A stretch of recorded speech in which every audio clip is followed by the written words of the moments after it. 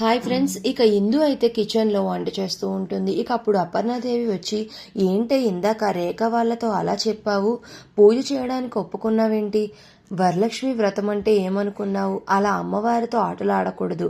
నీకు రాజుకి నిజంగా పెళ్లి కాలేదు కాబట్టి మీరు ఈ వ్రతం చెయ్యొద్దు. నేను ఏదో ఒక వంక పెడతాను అని అయితే అపర్ణ అంటుంది.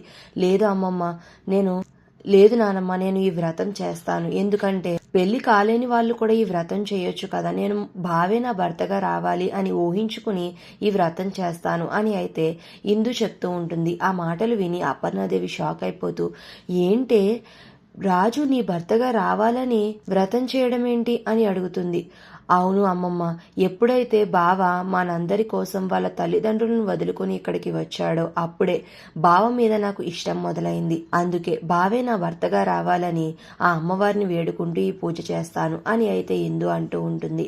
ఇక అప్పుడు అపర్ణాదేవి, మరి ఆ రోజు సత్యనారాయణ వ్రతానికి అంత ఇబ్బంది పెట్టాడు, ఈ రోజు పూజకి అంటే ఒప్పుకుంటాడా అని అయితే అపర్ణాదేవి అంటూ ఉంటుంది. నేను ఒప్పిస్తాను కదా అని ఇందు చెప్తూ ఉంటుంది. ఇంతలో అక్కడికి రాజు వస్తాడు.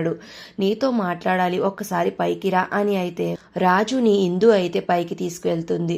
నేను నీతో ఒక విషయం చెప్పాలి అని ఇందు రాజుతో అంటుంది.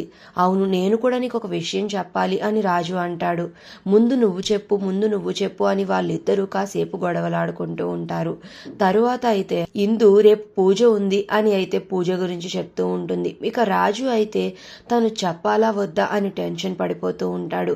మరి ఇంతకీ రాజు ఇందుతో ఏం చెప్పాలనుకుంటున్నాడు? తను ఎవరినైనా ప్రేమించాడా? ఇక్కడ ఇందు ఏమో రాజునే తన భర్తగా అయితే ఫిక్స్ అయిపోతుంది. మరి రాజు ఇందుతో అసలు ఏం చెప్తాడు అనేది నెక్స్ట్ రివ్యూలో తెలుసుకుందాం. వీడియో నచ్చితే ప్లీజ్ సబ్స్క్రైబ్.